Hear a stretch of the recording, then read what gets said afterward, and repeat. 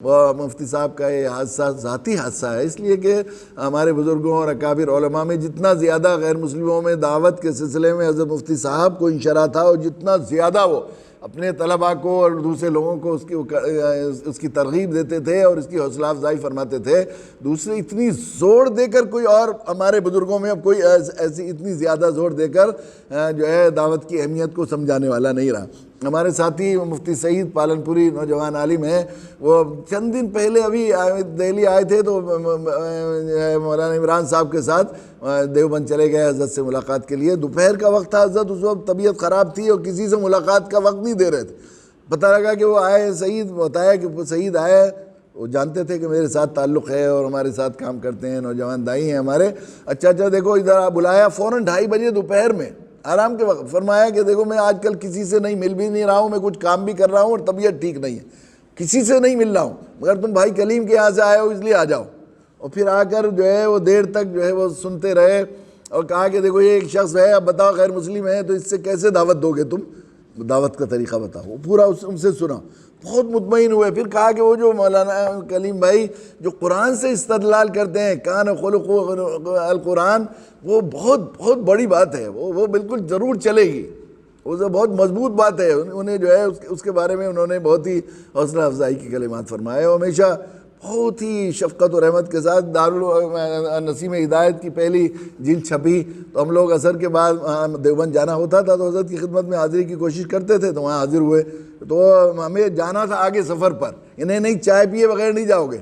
تو مسجد میں سے میرا بغل میں ہاتھ دبا لیا اس طرح محبت سے، اور زینے پر بھی بغل میں ہاتھ دبائے لے کر چلے گئے اوپر۔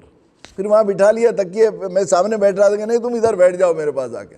پھر ذرا میں تھوڑا سا ادب میں اس طرح بیٹھا ہوا تھا، تم تو دور بیٹھ رہے ہو، بالکل مجھے ایسا چھپا لیا تو مجھے ایسا لگا جیسے ماں اپنے بچے کو اپنے آنچل میں چھپاتی ہے، یا پرندے اپنے پروں میں اپنے بچے کو ایسا آج تک محسوس کرتا ہوں، اس کا میں مزہ۔ تو میں پھر فرمانے لگے کہ وہ میں کتاب پڑھتا رہا اور اپنے آنکھوں پر اور دل پر قابو نہیں پا سکا، اور مجھے کتاب پڑھنے کے بعد یہ ایسا لگا جیسے کچھ وقت لمحات میں نے خیر القرون میں گزار دیا، یعنی صحابہ کے ساتھ گزار دیا۔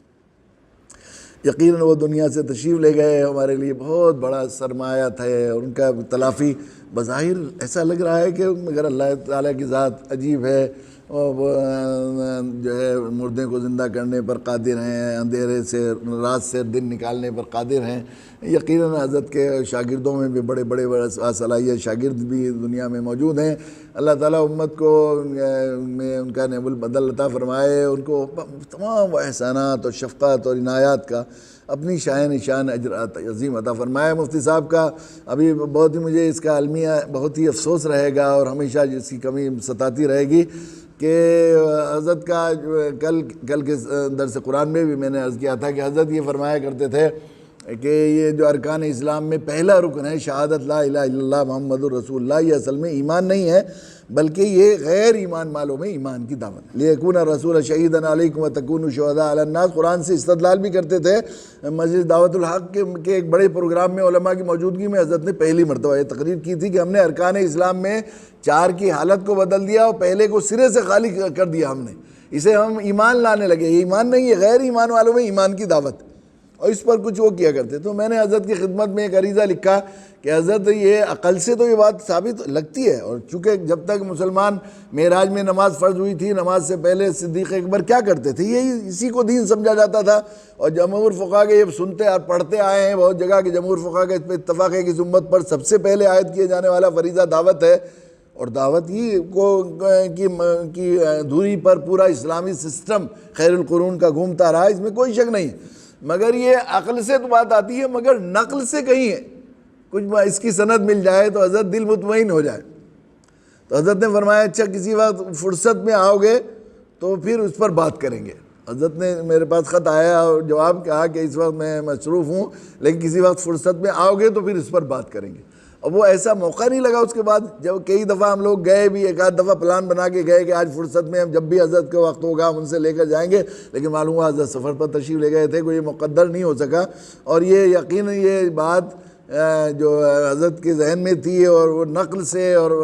اس کے جو ہے شواہد پیش فرما سکتے تھے، شاید اور کسی کا ذہن اس طرف نہ جائے، اور دعوت کی اہمیت کو حضرت نے سمجھ لیا تھا۔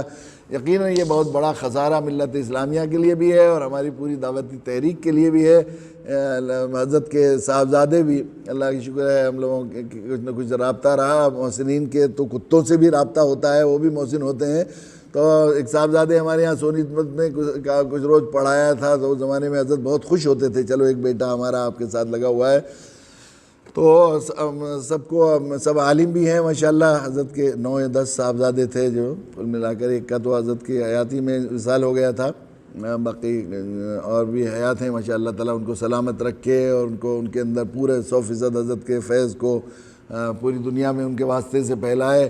اور ان کی عمر میں اور ہر چیز میں برکت عطا فرمائے۔ ان کی حضرت کے تمام اہل خاندان سے دلی تعزیت بھی پیش کرتے ہیں، اور اپنے اہل تعلق دوستوں سے، امت مسلمہ کے تمام افراد ان کے مرہون منت ہیں، سبھی سے درخواست ہے کہ حضرت کا حق ہے، ہم جتنا ان کے لیے ایصال ثواب دعائے مغفرت کر سکتے ہیں کرنا چاہیے، کیونکہ یہ خود ہمارے لیے اللہ کے قرب کا اور اللہ کی محبوبیت کا ذریعہ ہوگا۔ اللہ تعالیٰ حضرت کی بال مغفرت فرمائے، اپنے نبی صلی اللہ علیہ وسلم کی جوار رحمت میں